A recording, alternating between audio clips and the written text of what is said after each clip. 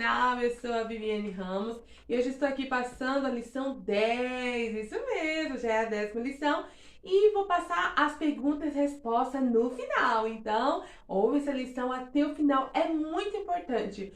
Diz assim o tema, o ministério de mestre ou doutor. Gente, é muito bom aprender esse ministério de mestre ou doutor, né? Então fica aí até o final para você aprender aí. O texto diz assim, de modo que tendo diferentes dons, segundo a graça que nos é dada, se ensinar, haja dedicação e ensino. Romanos 12, 6 e 7. Então está bem aqui, bem claro, né? Se é ensinar o dom, então que haja dedicação ao ensino. Então vamos dedicar aí, estudar a palavra de Deus, né? Glória a Deus, aleluia. A verdade prática. Os vocacionados por Deus para o ministério do ensino são por ele chamados para edificar a igreja de Cristo. Gente, que verdade prática, né? Linda! Os vocacionados, chamados, escolhidos por Deus, são, né, chamados para edificar a igreja de Cristo. Olha que responsabilidade, né? Para a edificação do servo do Senhor, né? Da igreja do Senhor Jesus. Muito bom, muito importante essa lição. A introdução diz assim, o ministério do ensino da palavra é primordial para a igreja exercer o discernimento no que traz o tempo em que vive, culturas, teologias, filosofias e etc.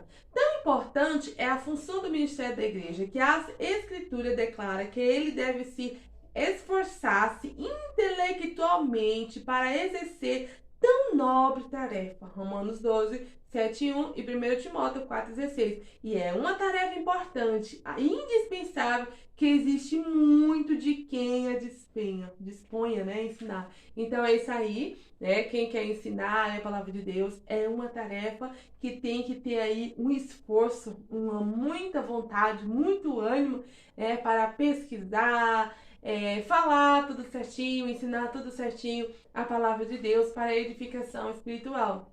Eu conheço pessoas que dizem que não gostam de teologia, mas teologia é o estudo da palavra de Deus. E aqui no ensino da palavra de Deus, nessa lição, nos diz que tem que ter esforço, né? Tem que esforçar, ou seja, tem que estudar mesmo a palavra de Deus, a Bíblia, e para entender, né, tem que ter esse esforço, porque diz assim, ó, o ministério da palavra de Deus é primordial para a igreja exercer o discernimento no que traz ao tempo em que vive, ó, culturas, teologias, filosofia e etc. Então, tão importante a função do mestre da igreja que a Escritura declara quando ele deve esforçar, né? Quanto que ele deve esforçar intelectualmente para exercer tão nobre a tarefa. Então, é uma tarefa nobre, muito importante, tem que valorizar aí que tem um dom de ensinar, de ensino, e tem que saber, né? Aí pesquisar tudo certinho, né? Para a glória de Deus. Mas tem que orar, jejuar, consagrar, mas tem que estudar a Bíblia e pesquisar também. É isso aí, com esforço, né? Glória a Deus, aleluia, e muita boa vontade. Glória a Jesus. E aí diz assim, ó, no tópico 1, diz assim o tópico 1, Jesus, o mestre por excelência. Jesus é o mestre, né? Nosso mestre, nosso Senhor, nosso Salvador, e por excelência, ninguém melhor do que ele. É isso aí. Primeiro, o mestre da Galileia, doutor, incomparável, percorria Jesus toda a Galileia, ensinando a sua sinagoga e pregando o evangelho do reino. Mateus 4, 23. No ministério terreno, nos seus sermões, ensino e discursos eram inflamados pelo amor às pessoas.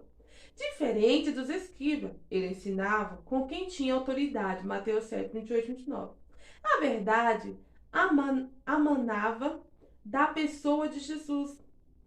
Os que eu via só tinha duas opções, amá-lo ou odiá-lo. Era impossível ouvir e ficar indiferente.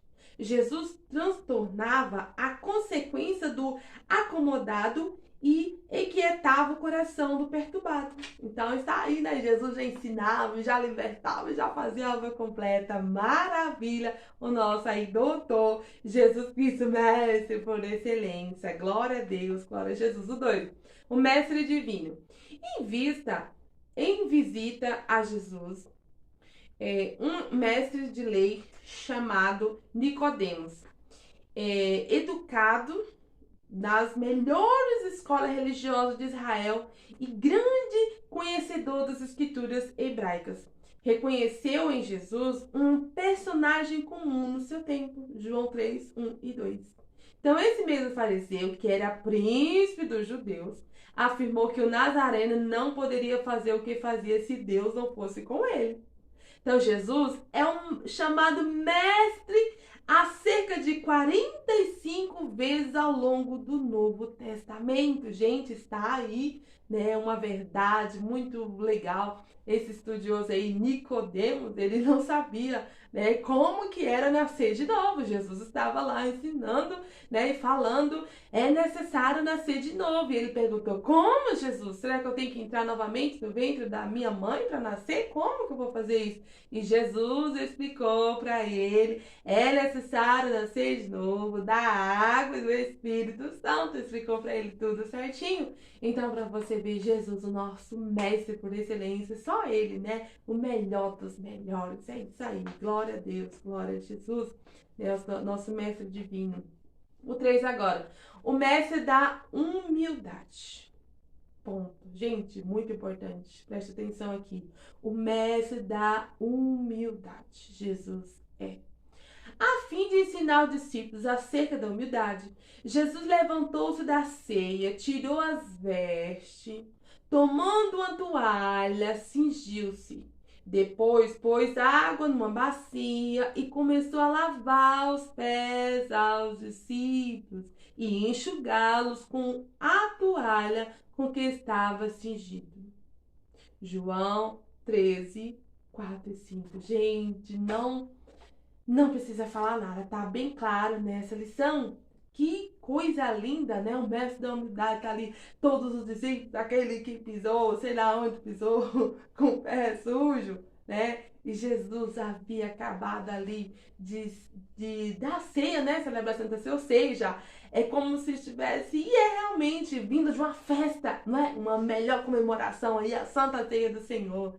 Aí ele faz isso, lava os pés do discípulo. Que humilde Jesus, né? Ele não olhou como que estavam os pés, estava sujo, o que tinha, o que não tinha, mas ele era humilde, tinha um amor muito grande, como tem, né? E isso é o mestre da humildade que deixou registrado nessa lição para o irmão aí, a irmã, você que está ouvindo aprender também, que tem que ser mestre aí na humildade também. Aí continuando aqui. Que cena chocante para os judeus. A pergunta de Pedro descreve essa perplexidade.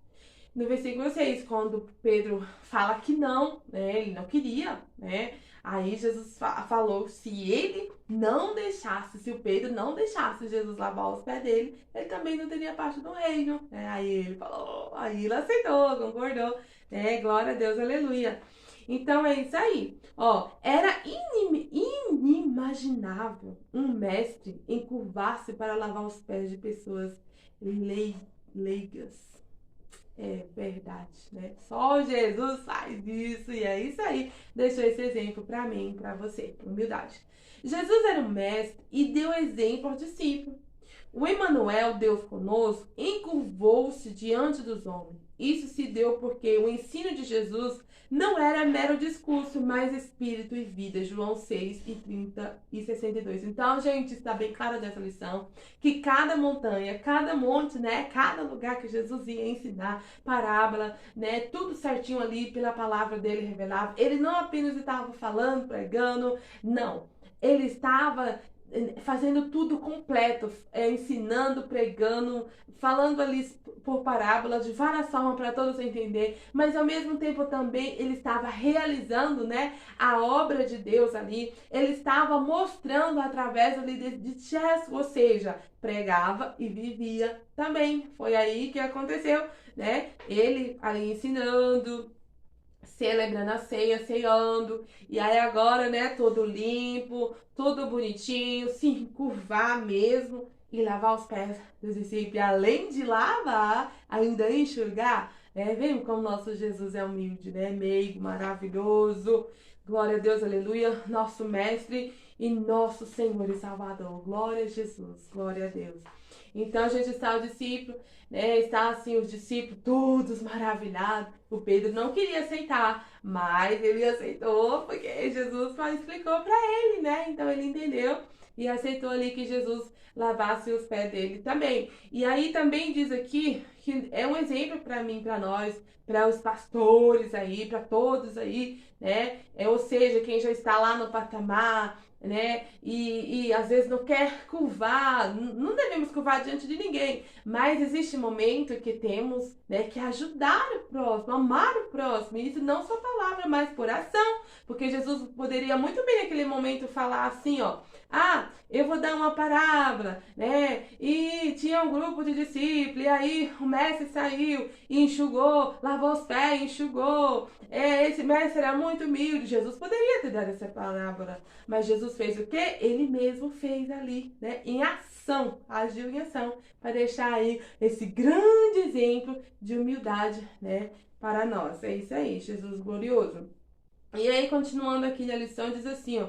Ele nos convida a fazer o mesmo. Vós me chamareis mestre e senhor, e dizeis bem, porque eu o sou. Ora, se eu, senhor, mestre, vos lavei os pés, vós deveis também lavar os pés uns dos outros.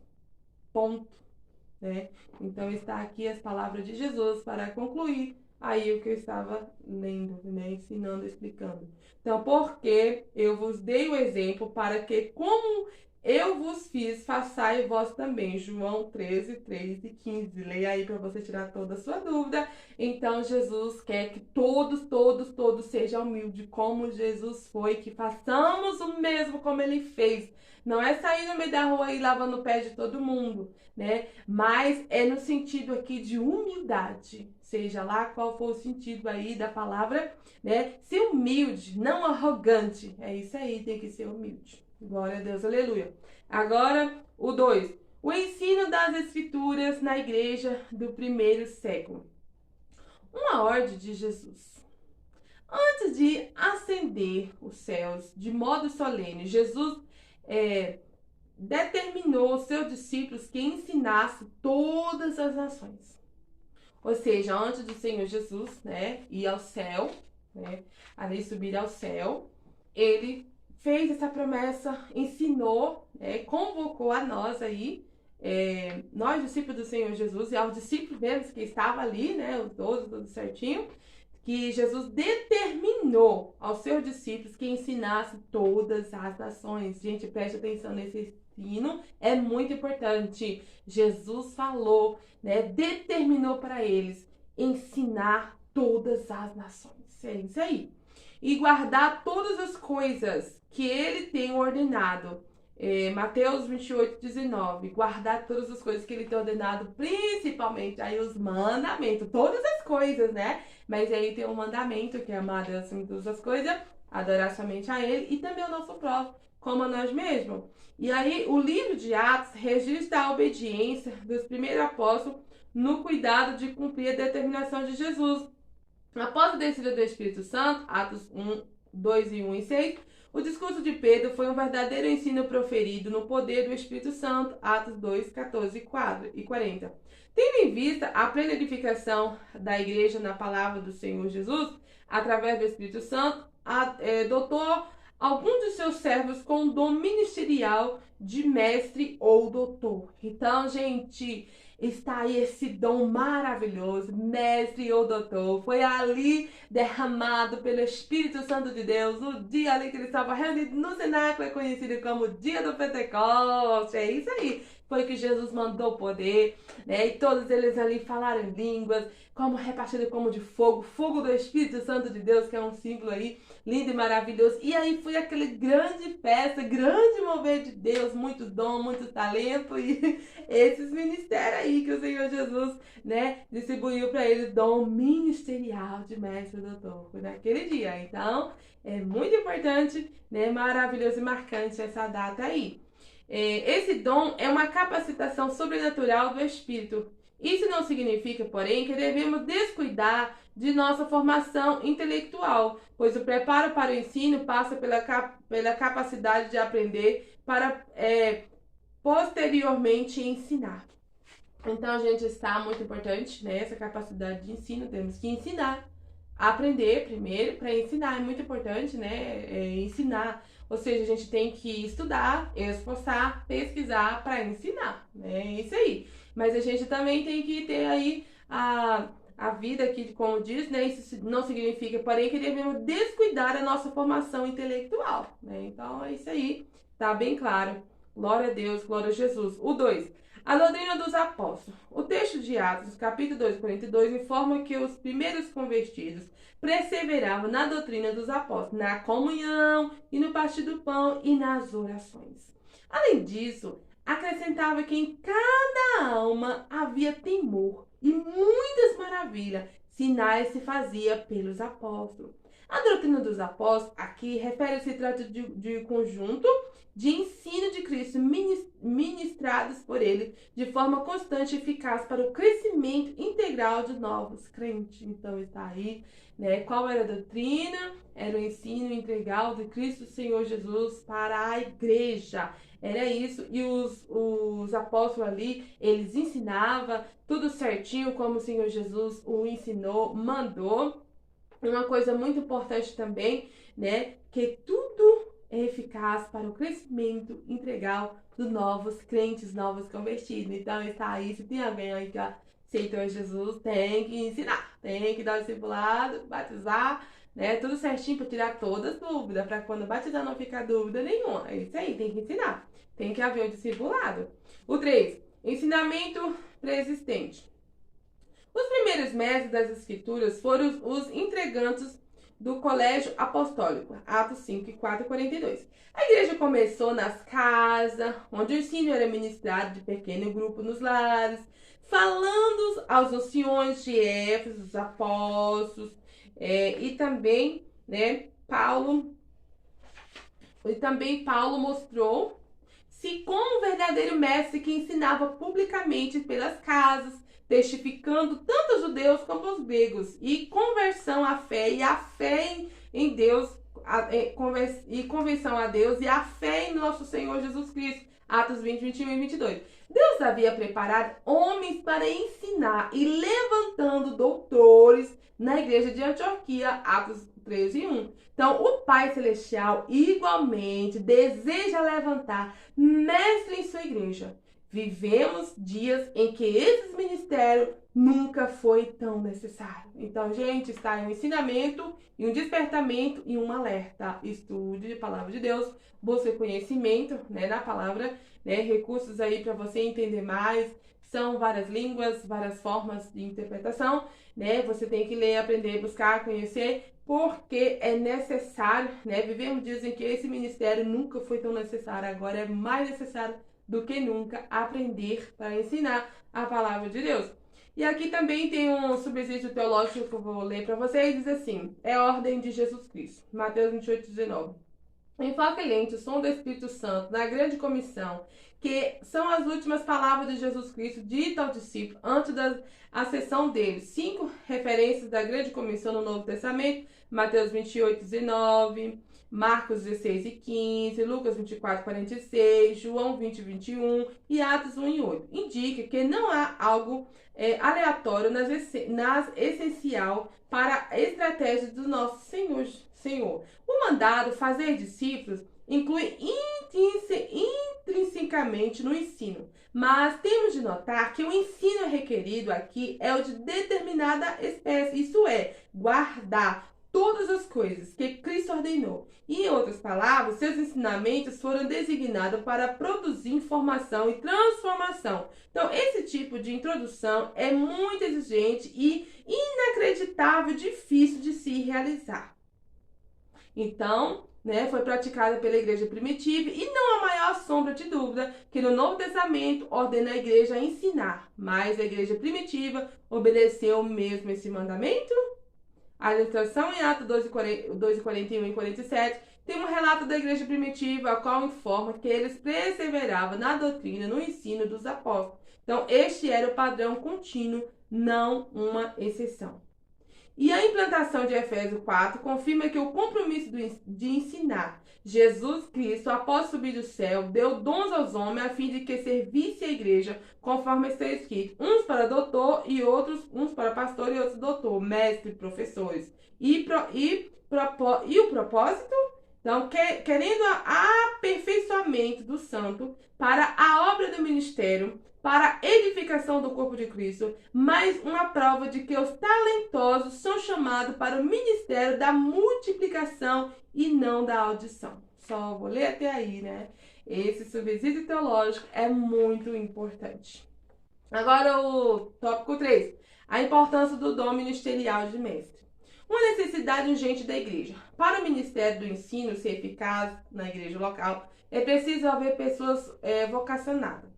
Não são todos que reúnem informações exegéticas e histórias literárias da Bíblia, aplicando-as como necessário.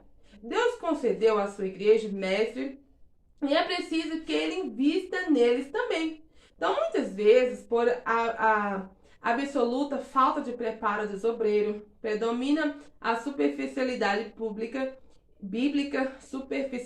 bíblica e a infantilidade espiritual e o aumento do engano promovido pelas astúcias dos falsos mestres, 2 Pedro 2:1. Então, este dom do Senhor é para que a igreja amadurecer em todas as dimensões da vida cristã e ao mesmo tempo em que desmascara o falso ensino, Efésios 4 e também Oséias 4:6. Então, gente, está tudo aí certinho, tem que ensinar. A preocupação, né, do nosso presidente Raimundo, ele tem faculdades, né, várias faculdades ali, tem muitos doutores, muitos mestres ali que ensinam.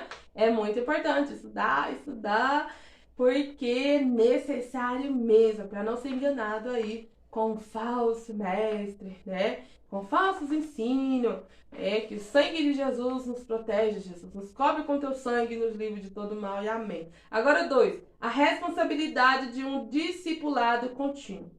Estamos acostumados a pensar que o discipulado termina quando o novo convertido é batizado. Não há nada mais equivocado?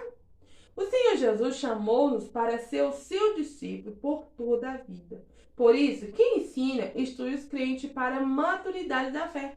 É o aprendizado diário, permanente e contínuo, tanto para quem é discipulado, quanto para quem está discipulando. Então é isso aí, é ensinando e aprendendo a palavra de Deus, né? Aqui estou eu ensinando e aprendendo, o discipulado também, para os novos convertidos, ensinando e aprendendo a palavra do Senhor.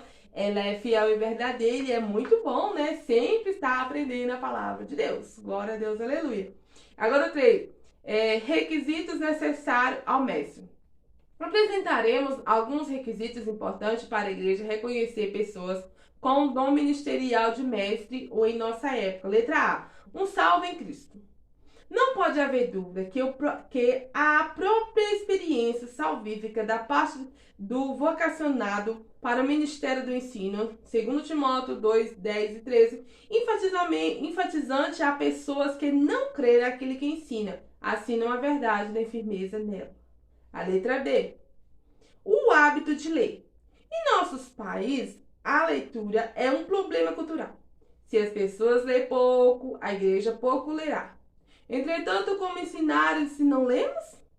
Então, o hábito de leitura era levado a sério no ministério do apóstolo Paulo. 1 Timóteo 4, 3 e 2, 4 e 3. É verdade, né? Mesmo preso, ele escrevia, né, carta, lia e mandava e está registrada para nós. Então é isso aí, gente. Vamos ler mais a Bíblia. Precisamos de ler não só na igreja, mas em casa também. É isso aí. A letra C. Preparo intelectual. A Bíblia é um instrumento do trabalho do ensinador cristão. Considerando este livro mileniar, veremos que a cultura e o mundo da Bíblia são diferentes do nosso. Por isso, o mestre deve compreender o mundo da Bíblia. São questão cultural, linguística, exegética e etc. Para não fazer apelação fantasiosos, apresentando-se como uma exposição da palavra de Deus. Então, está aí, lendo a Bíblia, né? Está bem explicado aí para vocês. Agora a letra D. Um coração em chama. Martim Lutero Jones dizia que a verdadeira pregação da teologia é em fogo. É vontade de Deus que o vocacionado ao ensino utilize os avanços das ciências bíblicas para pregar a palavra de Deus na força do Espírito Santo.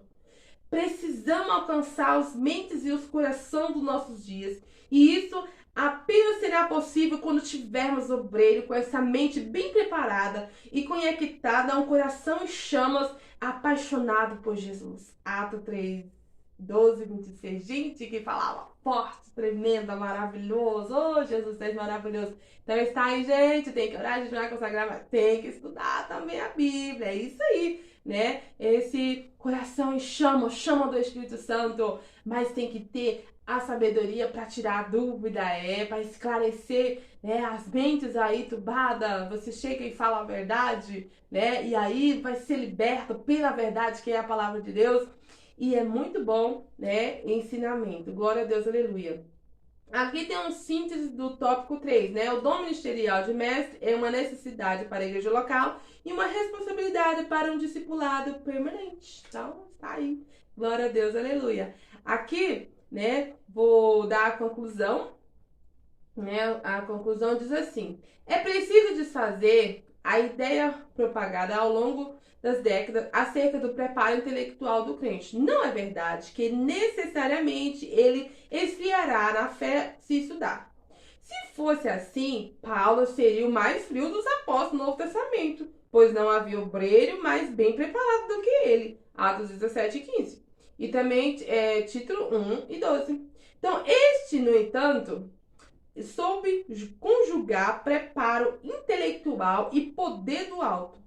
É disso que as nossas igrejas precisam. Homem cheio do Espírito Santo, mais do que mesmo modo, com a mente iluminada para responder com mansidão e temor e razão da nossa esperança. 1 Pedro 3 e 15. Então tá aí, gente, a receita muito importante. Se você acha que vai estudar muito, que vai estudar a Bíblia, que vai ficar fraco, esfriar na fé, fica sabendo que não vai esfriar na fé, porque está estudando, porque está buscando conhecimento, porque você quer ser inteligente, porque você quer aprender para ensinar. Fica sabendo que está no coração de Deus, é a proposta de Deus. E aí, Martinho Lutero deu esse grande exemplo e o apóstolo Paulo que acabei de ler para você. Então a Bíblia diz assim: Jesus falou, sede exemplo dos fiéis. Então vamos lá, né? E o Senhor Jesus, ele é o mestre por excelência, o professor dos professores. Deu muito exemplo na prática, no ensinamento e tudo certo, né? Para não ter dúvida nenhuma. E também os apóstolos ali que obedeceu e ensinou e falou a palavra como deveria ser. Então, gente, não sejamos, né, ignorantes. Tem que estudar a palavra de Deus para ser sábio, né, e para ensinar, para edificação da igreja. Não é que é ser melhor do que os outros, não, né? É estudar para ser arrogante, estudar para ser o exaltado, o maior, melhor. Não, não é assim. Jesus, ele foi o mais sábio, sempre será nosso perfeito mestre, né? Nosso perfeito professor e muito humilde também. Então está bem registrado. Então estuda, aprenda, ensina com amor para a edificação da igreja do Senhor. Que Deus abençoe, né? E aí vou passar aqui as perguntas, como prometi, que diz assim, né? É uma lição muito importante, né? Que a gente já aprendeu, muito importante mesmo, sobre ensino, né? E vamos tirar todas as suas dúvidas, porque às vezes a gente tira mais dúvidas nas perguntas da resposta do que falando. Diz assim a primeira pergunta: quais eram as duas opções de quem enviou o mestre dos mestres? Amá-lo ou odiá-lo? A segunda pergunta: o que Jesus fez a fim de ensinar acerca da humildade? O mestre da Galiléia levantou-se da ceia, tirou as vestes, tomou uma toalha, cingiu-se. Depois pôs água na bacia, começou a lavar os pés do discípulo e enxugou-lo com a toalha com que estava cingido. João 13, 4 e 5. Terceira pergunta: qual foi a ordem de Jesus para a igreja antes de ascender-se aos céus? Determinou aos seus discípulos que ensinasse todas as nações a guardar todas as coisas que ele tinha ordenado. Quarta pergunta: de acordo com a lição, o que significa a doutrina dos apóstolos? Trata-se de conjunto de ensino de Cristo ministrados por ele de forma eficaz a fim de produzir crescimento integral aos novos crentes. Quinta e última pergunta: o que é necessário para o ministério do ensino da igreja seja eficaz? É preciso haver pessoas vocacionadas. Gente, que maravilha, né? Tá aí todas as perguntas, todas as respostas. Então, se você não gostava de estudar, a partir dessa aula, dessa lição, estude em nome de Jesus, que você vai ser bem-aventurado, mais do que feliz. Deus abençoe.